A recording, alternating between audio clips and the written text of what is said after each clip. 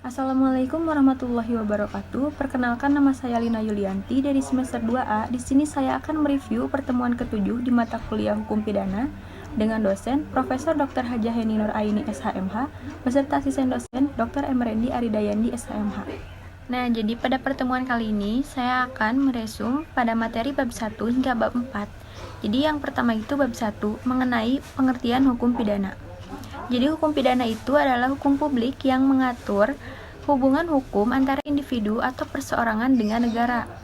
Hukum pidana itu dibagi menjadi dua, yaitu hukum pidana formal dan hukum pidana material. Nah, lalu fungsinya yaitu yang pertama ada fungsi umum.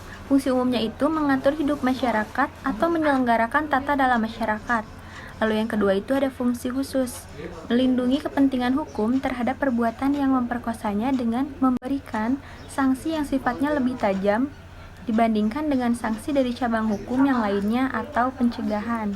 Nah, lalu ada pembagian kitab undang-undang hukum pidana. Yang pertama itu bagian yang bersifat umum, yaitu berlaku untuk seluruh lapangan hukum pidana, baik yang terdapat dalam KUHP maupun di luar KUHP. Diatur dalam buku 1 pada pasal 1 hingga 103.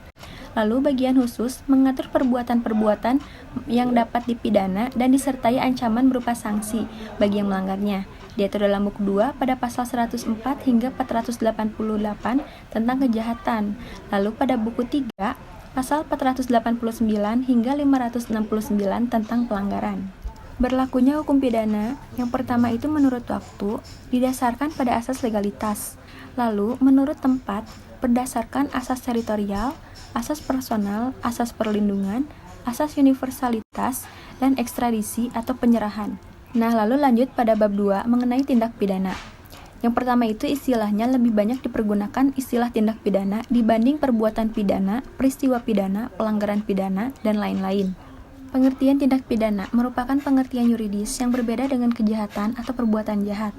Dilihat dari isinya, yang pertama itu ada perbuatan pidana, lalu pertanggungjawaban pidana. Terdapat pandangan yang memisahkan pengertian antara perbuatan pidana dan pertanggungjawaban pidana disebut dualistis. Lalu pandangan yang menyatukan pengertian pidana dan pertanggungjawaban pidana disebut monistis. Pada akhirnya, baik dualistis maupun monistis mempunyai tujuan yang sama, yaitu pidana. Unsur-unsur tindak pidana yang pertama itu unsur objektif, yaitu ada perbuatan, akibat yang menjadi syarat mutlak dari delik, unsur melawan hukum, unsur lain yang menentukan sifat tindak pidana, unsur yang memberatkan, dan unsur tambahan yang menentukan tindak pidana. Lalu ada unsur subjektif, yaitu adanya kesengajaan, kealpaan, niat, maksud, dengan rencana terlebih dahulu, dan perasaan takut. Lalu ada teknik atau cara merumuskan tindak pidana. Yang pertama itu hanya memberikan nama yuridis atau kualifikasi tanpa menyebut unsur-unsurnya. Misalnya pada pasal 351, 297, 184 KUHP. Lalu yang kedua, hanya menentukan unsur-unsurnya tanpa memberikan kualifikasinya atau nama yuridisnya. Misalnya pada pasal 281, 305 KUHP. Lalu yang ketiga, memberikan kualifikasi dan unsur-unsur serta nama yuridisnya.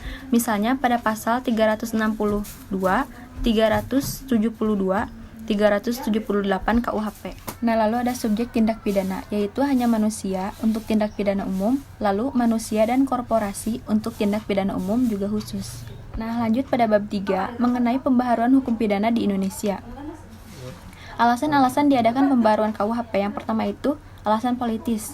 Negara Indonesia adalah negara yang merdeka. Oleh karena itu, sudah sewajarnya kita memiliki KUHP yang sifatnya nasional, yang merupakan hasil ciptaan bangsa Indonesia sendiri. Dengan menggunakan KUHP warisan kolonial Belanda, dapat diartikan bahwa secara politis Indonesia masih dijajah oleh Belanda.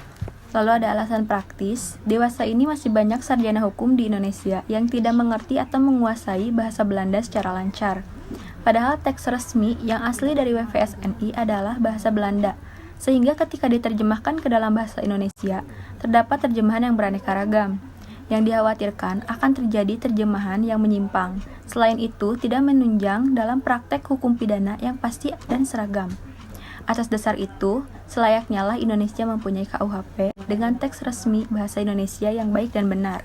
Lalu ada alasan adaptif, yaitu sebagai bagian dari bangsa-bangsa di dunia, Indonesia wajib memperhatikan asas-asas dan nilai-nilai yang sifatnya universal secara internasional, dan memasukkan asas dan nilai tersebut ke dalam KUHP yang nantinya akan berlaku.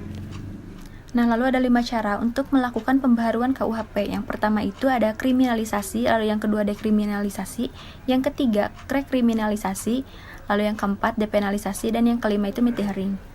Adapun metode pembaharuan KUHP, yang pertama itu evolusi, lalu yang kedua kompromis, dan yang ketiga global. Nah, lalu lanjut pada bab 4 mengenai hubungan sebab akibat. Yang pertama itu ada tujuan dari ajaran sebab akibat. Untuk menentukan hubungan antara sebab akibat, yang berarti menentukan ada atau tidak adanya tindak pidana. Lalu untuk menentukan pertanggungjawaban seseorang atas suatu akibat tertentu yang berupa suatu tindak pidana. Nah, lalu yang kedua itu ada teori-teori ajaran sebab akibat atau kausalitas. Jadi teori conditio sine qua non atau teori syarat mutlak berasal dari von Bury atau dari Jerman. Tiap syarat adalah sebab, dan semua syarat mempunyai nilai sama, karena apabila satu syarat tidak ada, maka akibatnya akan lain. Nah, lalu ada teori individualisasi, yaitu mengadakan pembatasan antara syarat dengan sebab secara pandangan khusus, yaitu secara konkret, mengenai perkara tertentu saja, dengan mengambil pendapat sesudah kejadian atau post factum. Lalu ada teori generalisasi. Teori ini melihat peristiwa sebelum kejadian, yaitu rentetan syarat yang merupakan perbuatan manusia dapat menjadi akibat dari suatu peristiwa, yaitu dilihat dari perhitungan yang layak atau pengalaman hidup yang umum terjadi. Nah, lalu tinjauan terhadap teori kausalitas. Dari teori-teori tentang kausalitas, yang dianggap paling mendekati kebenaran adalah teori kausalitas.